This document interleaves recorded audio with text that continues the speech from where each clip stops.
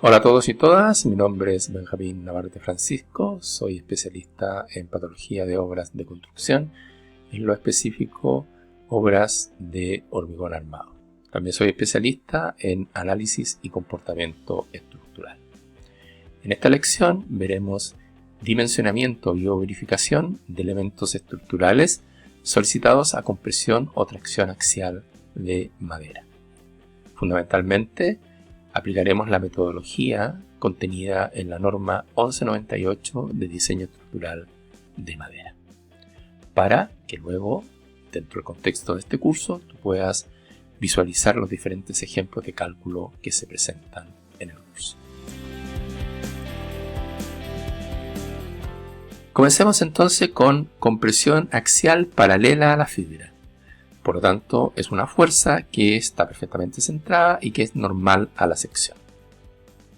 NSH 1198, madera, construcciones de madera, cálculo. La fórmula que vamos a ocupar para verificar este tipo de elementos estructurales o dimensionar es esta, ¿no? La del método clásico o de las tensiones admisibles. La tensión de trabajo dividido por la tensión de diseño, factorización en compresión paralela a la fibra, debe ser menor o igual que 1. La tensión de diseño es la resistencia del material, lógicamente a compresión paralela a la fibra, minorada por un factor de seguridad, lo que se conoce finalmente como una tensión admisible, ¿no? Y esta tensión admisible, para llegar a determinar la tensión de diseño, debe ser corregida por una serie de factores de modificación de respuesta, conocidos como factores K. La tensión de trabajo, por otra parte, es la carga axial perfectamente centrada, actuando a nivel de la sección, dividido por el área de esa sección. Este cociente, repito, debe ser menor o igual que 1. Ahora, ¿qué pasa si es 0,5? Lógicamente verifica, pero significa que estamos ocupando o utilizando solamente el 50% de la capacidad resistente del elemento estructural.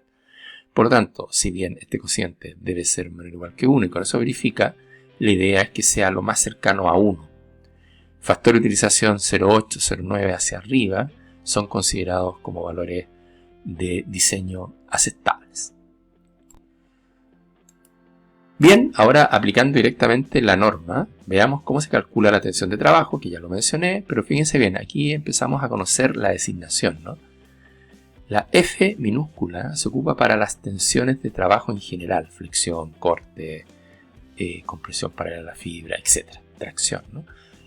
Pero fíjense bien, lleva un subíndice, que sería C sub P. CP, perdón.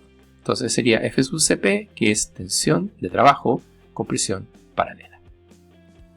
En este caso es una fuerza, ya lo habíamos visto, ¿no? Dividido por el área. La fuerza que está actuando perfectamente centrada. Fíjense bien, aquí aparece un 10 elevado a 3, que aparece en la norma, pero solamente tiene que ver con un cambio de unidades. ¿Por qué? Porque si la carga axial yo la ingreso en kilonewton y el área la ingreso en milímetros cuadrados, significa que para que el resultado esté en megapascales, yo debo multiplicar por 10 elevado a 3. La vieja escuela, nosotros, kilogramos fuerza partido por centímetro cuadrado. La fuerza se ingresa en kilogramos fuerza, el área en centímetro cuadrado, y la tensión de trabajo está inmediatamente en kilogramos fuerza partido por centímetro cuadrado, y no es necesario aplicar este 10 elevado a 3 que aparece acá. Veamos ahora la tensión de diseño. Fíjense bien, las tensiones admisibles o de diseño son ahora letras F mayúsculas. Entonces acá tenemos la tensión de diseño en compresión paralela, que va a ser la tensión admisible en compresión paralela, que depende de la especie, del grado estructural y de la humedad, por un factor de modificación de respuesta K sub H, en caso que la humedad se encuentre la humedad de equilibrio se encuentre entre el 12 y el 20, por K sub D, que es un factor de corrección por duración de la carga. Aquí es muy importante mencionar lo siguiente: cómo se determinan las tensiones admisibles y en general cómo se determinan las tensiones de diseño generales, no para determinados esfuerzos específicos. Toda esa información que está contenida en la norma 1198 está contenida en el curso Comportamiento Estructural de la Madera, que está disponible en la página web de bnacademia.com. Por lo tanto, es recomendable que previamente a ver esta lección hayas visto el curso Comportamiento Estructural de la Madera, ¿ya? Ahí es donde se explica el cálculo o la determinación de las tensiones admisibles y de aquellos factores de modificación de respuesta que son comunes e independientes al tipo de solicitación. Lo que nosotros vamos viendo acá son los factores nuevos, ¿no? Por ejemplo, aquí yo no voy a ver caso H ni caso D porque eso está explicado en este curso de comportamiento estructural de la madera. Pero sí, factores K propios de la solicitación sí van a ser explicados en esta lección. Ahora bien, esta fórmula aplica siempre y cuando no exista riesgo de inestabilidad, es decir, la columna sea una columna corta, con esbeltez mecánica menor a 10. Si la esbeltez es mayor a 10, mayor o igual a 10, que es lo común y lo frecuente, debemos considerar el riesgo de inestabilidad. Por lo tanto, en la tensión de diseño en compresión paralela aparece un casus lambda, ¿no? Que lo que busca es reconocer el mayor o menor riesgo que tiene la pieza de fallar por inestabilidad. Lógicamente hay un límite superior de esbeltez, que es 170. Lo que nos dice este número es que esbelteces sobre 170 son esbelteces extremadamente peligrosas. El riesgo de inestabilidad es como muy incierto, ¿ya? Y además es antieconómico porque para niveles de esbeltez cercano a 170, casus lambda tiende prácticamente a cero, por lo tanto la resistencia de la pieza cae bruscamente y si queremos dimensionar vamos a necesitar una sección muy grande, ¿no? Para poder resistir las cargas, ¿ya? Entonces aparece casus lambda cuando existe riesgo de inestabilidad, es decir, cuando la esbeltez es mayor o igual a 10, ¿ya? En este caso, ¿cómo calculamos esa esbeltez? Bueno, la esbeltez mecánica hay una fórmula, ¿no? Que es la longitud, la altura del elemento estructural por un factor de longitud efectiva de pandeo, caso E. Aquí están los valores, ¿no? Por ejemplo, si la pieza está bien empotrada, 0,7, si está empotrada articulada en la parte superior, 0,85, si está bien articulada es 1, si está empotrada libre arriba, 2,5, si existe empotramiento arriba pero existe posibilidad de desplazamiento lateral, bueno, ahí están los valores. De ahí se saca el valor de caso E, que busca reconocer también la mayor o menor posibilidad de inestabilidad. Las columnas que están bien empotradas obviamente tienen mucho menor riesgo de sufrir un tema de inestabilidad que una columna bien articulada. Ni hablar una columna que está solamente empotrada y libre en la parte superior. Dividido por el radiogiro mínimo, porque se entiende que de producirse fenómeno de inestabilidad se va a producir según el eje débil. Por tanto, tenemos que usar acá el radiogiro mínimo. Y el radiogiro, recordar, es la raíz cuadrada de la inercia dividido por el área.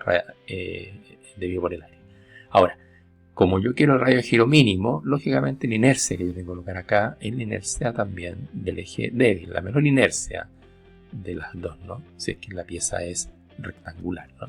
Ahora, si es cuadrada, lógicamente da lo mismo que radiogiro, porque los radiogiros y las inercias son las mismas en ambos ejes.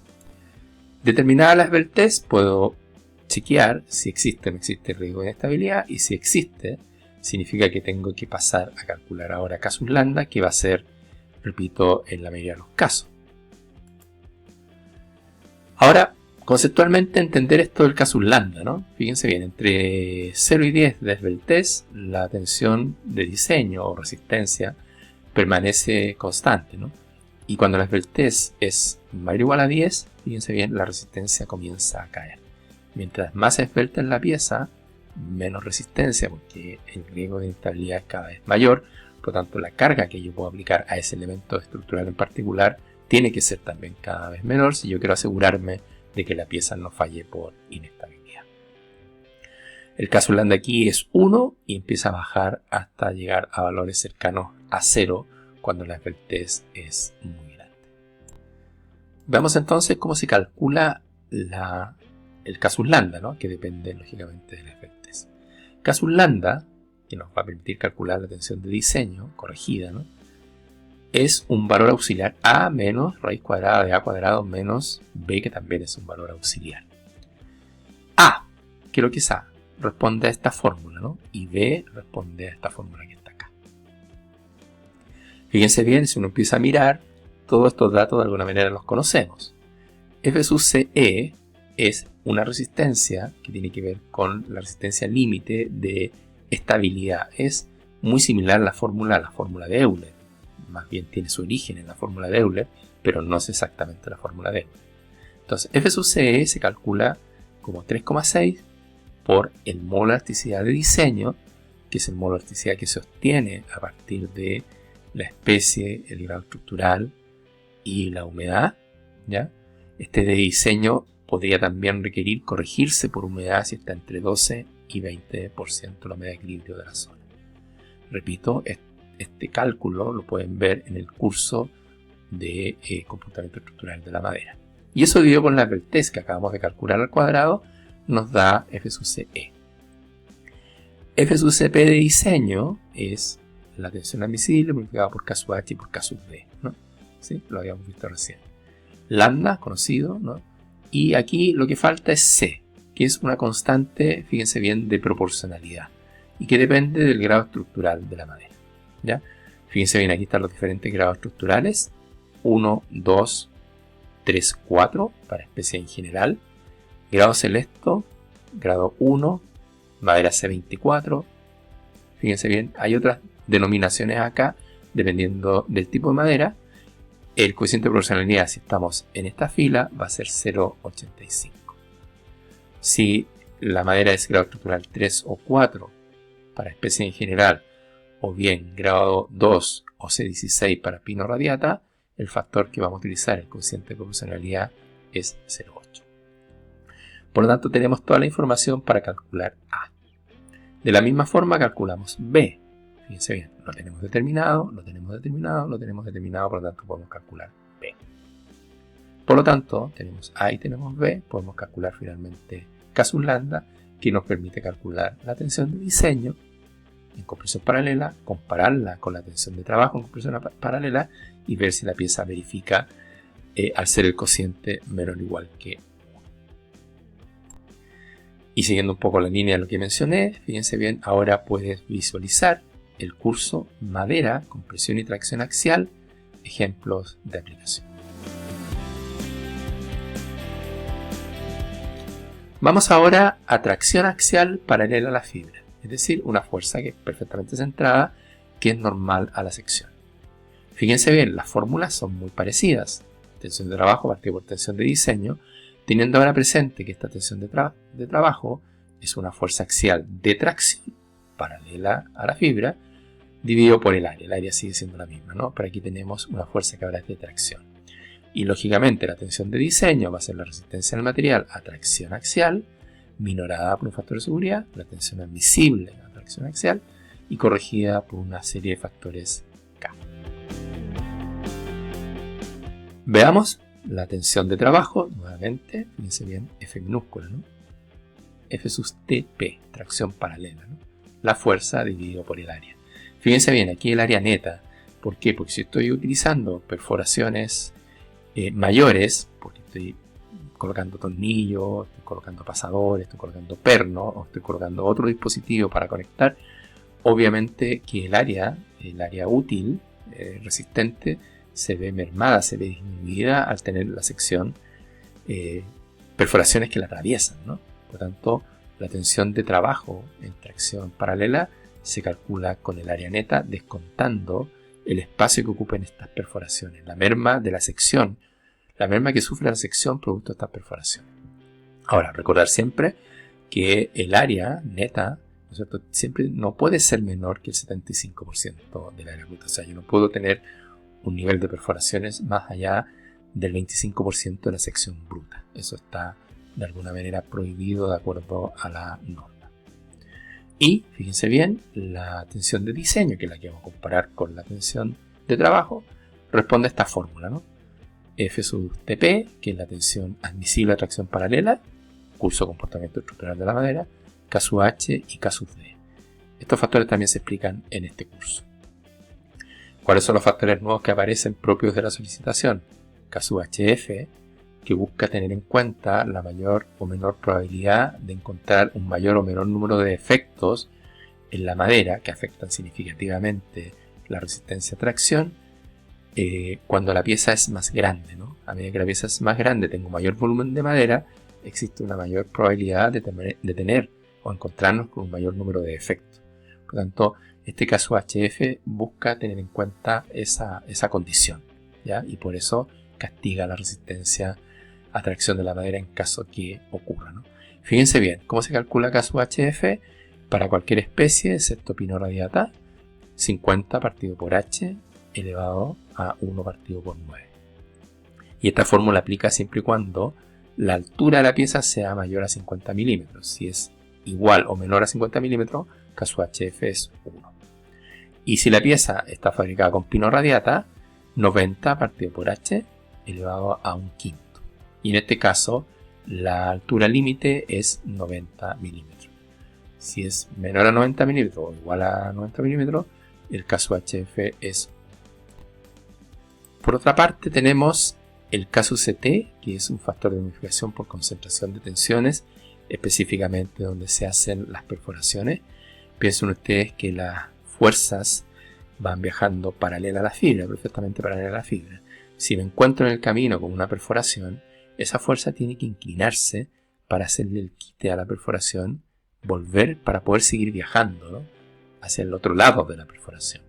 Por lo tanto, ¿qué ocurre en ese caso? Que las fuerzas se desvían, por lo tanto aparece un estado biaxial de tensiones que antes, si no existía la perforación, no se presentaba. Pero ahora, como está la perforación y las fuerzas tuvieron que inclinarse, aparece unas tensiones biaxiales que lógicamente no es que se reduzca la madera, pero la resistencia de la madera, lo que pasa es que la madera queda solicitada ahora a ese estado que es más complejo y lógicamente la pieza finalmente rompe a una carga menor cuando tengo un estado biaxial, sobre todo que intenta separar las fibras, ¿no?, la componente que se produce paralela a la sección, ¿no? Fíjense bien, perforaciones pequeñas y uniformemente distribuidas clavos hay que castigar por 0,8, ¿no? Pero si ya tengo perforaciones mayores, 0,7. Conectores de anillo, fíjense bien, un 50% se castiga la resistencia. Pero ojo, además teniendo presente cuánto debo reducir el área bruta, es decir, calcular el área neta. Esto no tiene que ver con eso. Estos son valores que tienen que ver con concentración de tensión, es decir, yo podría por una parte castigar o reducir la sección en un 25%, por ejemplo, y además castigar la resistencia en un 50%. Son cosas independientes. Entonces, en función del tipo de conexión que yo tenga, es el caso CT que yo tengo que utilizar para reducir, en este caso, la tensión de diseño.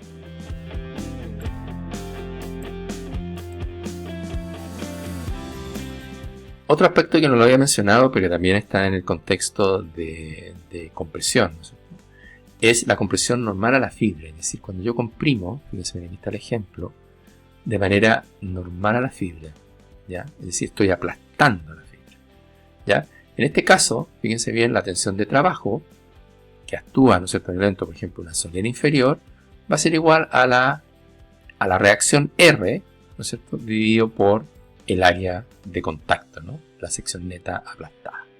Por ejemplo, si aquí tengo un pie derecho de 50 por 75, lógicamente el área que está aplastando de esta solera corresponde al área de ese pie derecho, ¿ya? Y el R sería la carga axial que viene bajando con el pie derecho, ¿ya? Así se calcula la tensión de trabajo en compresión normal a la fibra.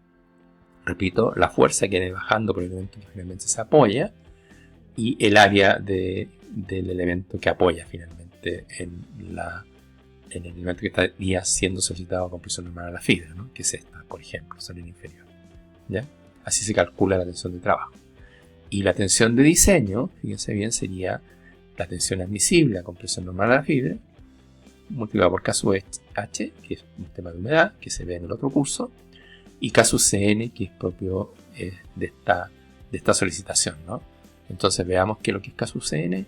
Caso CN, fíjense bien, es un factor de modificación por aplastamiento, ¿ya? Y fíjense bien, hay diferentes condiciones que hay que establecer, ¿no? Yo tengo una solera inferior, la solera inferior tiene una cierta altura, el elemento está distanciado a una cierta distancia del borde de la pieza, fíjense bien, condición 1, condición 2, ¿no? Aquí tenemos, las piezas están separadas a una cierta distancia, estos son los pies derechos, por ejemplo. El ancho del pie derecho, que es la longitud o dimensión que yo estoy viendo, le llaman L, ¿se fijan? Y esas son, de alguna manera, las denominaciones de las distintas dimensiones desde el punto de vista geométrico, lo que aquí está ocurriendo, ¿no? Entonces fíjense bien, condiciones. Que la longitud o la dimensión de este pie derecho debe ser menor o igual que 15 milímetros. Perfecto. Segunda condición, si la altura de la solera es menor o igual a 60 milímetros, S debe ser mayor a 75 milímetros. S tiene que ser mayor o igual a 75 milímetros. Ahora, si H, la altura de la solera, es mayor a 60, S debe ser mayor o igual a 100. Es decir, esta distancia debe ser mayor o igual a 100. Esas son las condiciones. Entonces, si se satisfacen estas condiciones que yo acabo de mencionar acá, K sub Cn es 150 partido por L, que es la dimensión del pie derecho, elevado a 1 partido por 4, y ese valor, que va a ser mayor que 1, siempre debe ser menor o igual que 1,8. Por ejemplo, si este valor me da 2,1, K sub Cn no puede ser 2,1, tiene un límite superior que es 1,8. Entonces, este factor que está acá, o esta fórmula que está acá, nos permite calcular K sub Cn, pero lógicamente siempre y cuando se cumplan estas condiciones que están acá, que acabo de leer. Ahora, y respetando este límite superior, que es 1,8. De lo contrario, si estas condiciones no se satisfacen, por ejemplo, si el pie derecho no tiene, si el pie derecho tiene un ancho, esta dimensión es mayor a 15 centímetros, por ejemplo 20 centímetros, ya no se cumplen estas condiciones, por lo tanto, K sub Cn es 0,8. Fíjense bien, S mayor o igual a 75 si H es menor o igual a 60. ¿Qué pasa si este pie derecho está en el borde? Inmediatamente no se cumple. Y en ese caso, K sub Cn es 0,8. ¿Ya? Entonces, de esta manera aplica estas condiciones para calcular este factor de modificación por aplastamiento, que lógicamente es crítico cuando el elemento está en el borde y menos crítico cuando el elemento está en la parte intermedia de la solera. La verificación por aplastamiento no solamente o corresponde aplicarla en el caso de soleras inferiores, sino que en general en apoyos de vigas, por ejemplo, en que se produce una fuerte compresión normal a la fibra en el apoyo, ¿ya? Y eso también en muchos casos es importante verificar. Hagamos una síntesis en este video, en esta lección. Has aprendido, conocido la metodología de cálculo que aplica en el dimensionamiento de elementos estructurales de madera cerrada, solicitados a compresión o tracción axial paralela a la fibra o bien compresión normal a la fibra. Corresponde ahora que ejercites estos contenidos a través de los ejemplos de dimensionamiento que están disponibles en la página bnacademia.com. Es importante mencionar que los contenidos de este video tienen como objetivo complementar la formación universitaria, especialmente de estudiantes de las carreras de arquitectura y construcción. En ningún caso buscan reemplazar o sustituir la formación recibida en su carrera y menos habilitarlos para el desempeño profesional. Muchas gracias.